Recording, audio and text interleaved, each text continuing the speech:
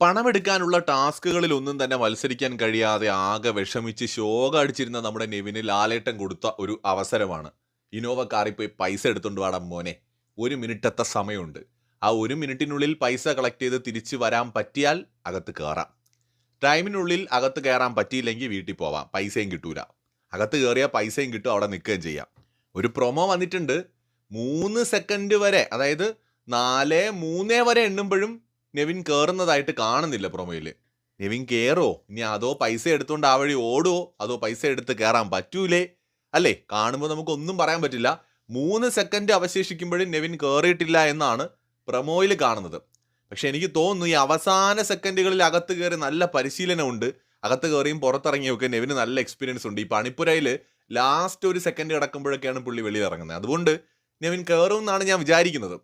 മാത്രമല്ല, കിട്ടിയ അവസരം നെവിൻ അങ്ങനെ പാഴാക്കി കളയുമോ? നമുക്ക് നോക്കാം എപ്പിസോഡിൽ എന്താ സംഭവിക്കാന്ന്.